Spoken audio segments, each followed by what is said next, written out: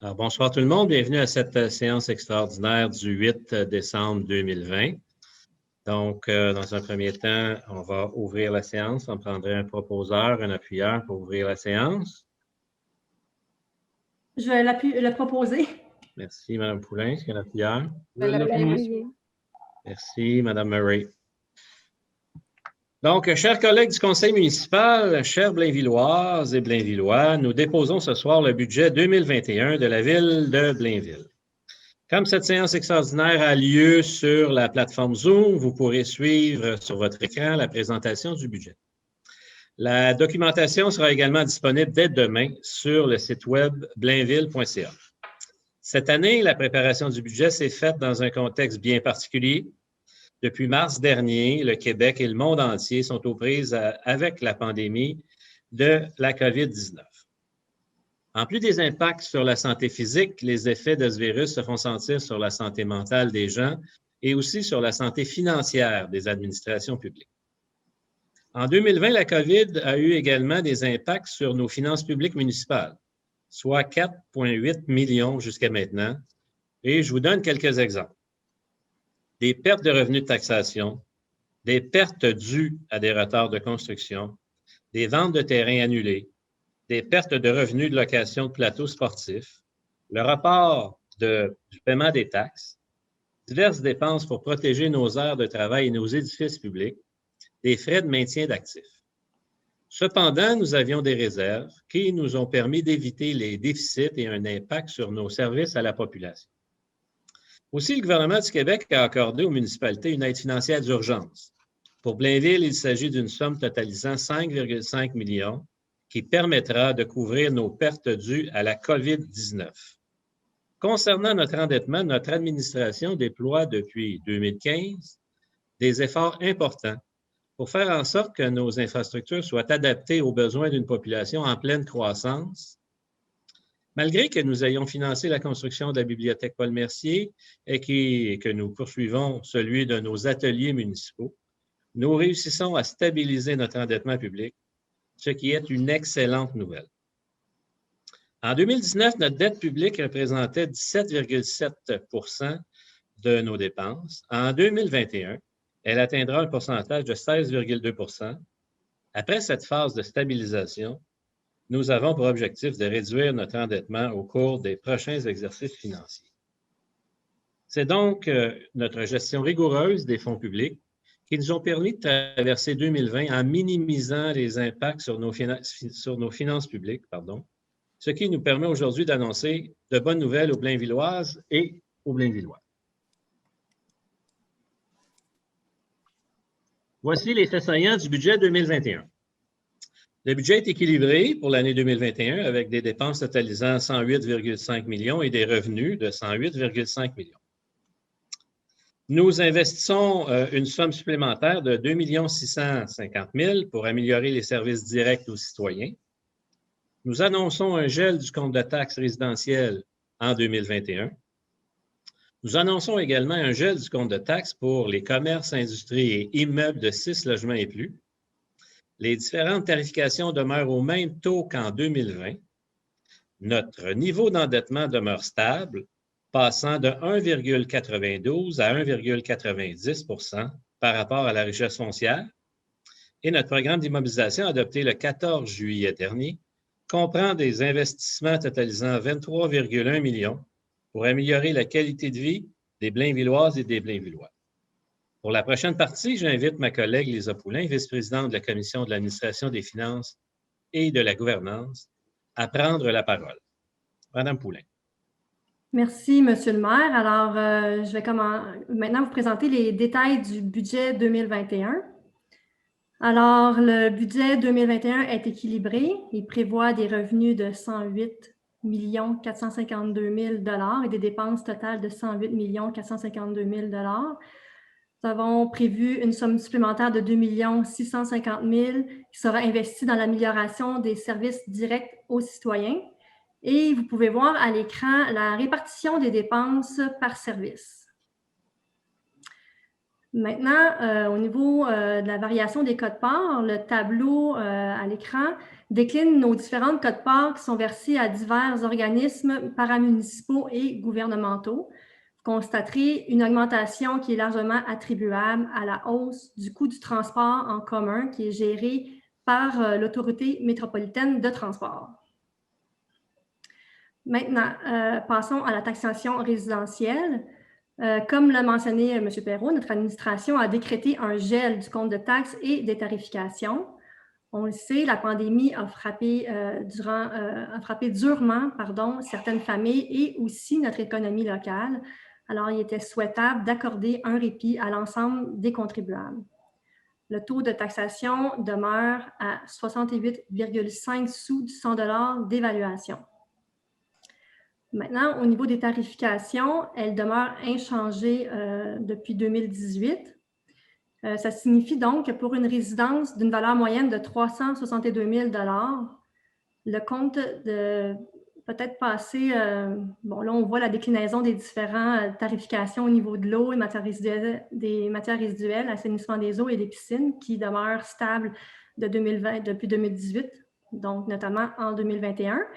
Maintenant, au niveau du prochain tableau, on peut voir que pour une résidence d'une valeur moyenne de 362 000 $, le compte de taxes global reste inchangé à 2 904 $.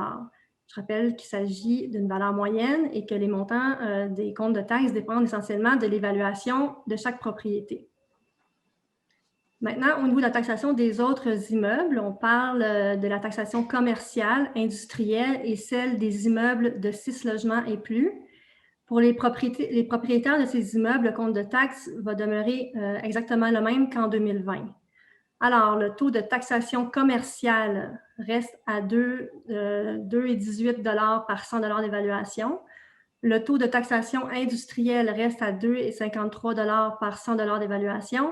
Et le taux de taxation des immeubles de 6 logements et plus reste à 61 sous par 100 $ d'évaluation. Je rappelle également que la Ville de Blainville et en collaboration avec l'Association des gens d'affaires de Blainville ont mis en place différentes mesures pour promouvoir l'achat local en temps de pandémie. Alors, on pense notamment au concours Choyez chez vous, qui a été lancé par la Ville du 1er au 28 octobre, où on faisait tirer à chaque jour une carte cadeau de 100 $ qui était échangeable dans un commerce de Blainville. Il y a aussi le concours de remboursement des cadeaux de fête qui est en vigueur jusqu'au 24 décembre, alors que 25 résidents blainvillois pourront se faire rembourser leur emplette de Noël, qui sera réalisé bien sûr auprès d'un commerçant de notre territoire, jusqu'à concurrence de 200 $ par gagnant. Et enfin, il y a la promotion des commerces et restaurants qui offrent des services en période de pandémie en collaboration avec notre association de gens d'affaires. D'ailleurs, j'encourage encore une fois les Blainvilloises et les Blainvillois à continuer à acheter dans nos établissements commerciaux. Ce sont de bonnes habitudes qui devraient être conservées, COVID ou pas. Je cède maintenant la parole à mon collègue Guy Frigon. Alors, merci beaucoup, Mme Poulin. Abordons maintenant la gestion des investissements, ce qu'on appelle plus précisément notre endettement. Je rappelle qu'il existe deux formes d'endettement. Il y a d'abord l'endettement imputable à l'ensemble de la population de Blainville. Nous parlons aussi de financement d'investissement qui bénéficie à tous les citoyens de Blainville. À l'écran, vous pouvez constater que notre niveau d'endettement est toujours stable au 31 décembre 2020. Alors, notre richesse foncière continue de prendre de la valeur, passant à 8,3 milliards de dollars au 31 décembre 2020, ce qui nous donne un ratio d'endettement par rapport à la richesse foncière de 1,90, alors que ce ratio en 2019 était de 1,92. Le tableau suivant concerne l'endettement de secteur, c'est-à-dire le financement des investissements qui touchent des quartiers très précis et qui sont payés uniquement par les contribuables visés. Or, comme il y a eu peu de projets significatifs, il y a peu d'évolution au niveau de cette dette d'endettement entre 2019 et 2020. Et alors, notre ratio d'endettement par rapport à la richesse foncière diminue légèrement à 0,62 %. On a créé des fonds, je veux aussi vous parler de 3 mesures prises en place par notre administration en matière de soutien et de développement économique, d'efficacité en temps de changement climatique et pour entretenir nos infrastructures. Alors, nous procédons donc à la création de 2 nouveaux fonds, un fonds de développement économique et un fonds de changement climatique. Le fonds de développement économique servira notamment à racheter des propriétés à vocation commerciale et industrielle pour les revendre ensuite à des fins de revalorisation. Ce fonds va donc se refinancer au fil des transactions et nous aider à relancer certains secteurs économiques de notre territoire. Alors, le Fonds des changements climatiques, quant à lui, permettra à la Ville de faire face à des impacts de phénomènes de météo extrêmes, comme des tempêtes de verglas, des orages violents ou encore des inondations. On l'a vécu ces dernières années. Ces épisodes hors de notre contrôle laissent des traces durables et nous voulons mieux agir et réagir dans le cadre de nos prestations de services. Enfin, nous avions également déjà créé un fonds des infrastructures afin de prévoir le financement des travaux d'infrastructure.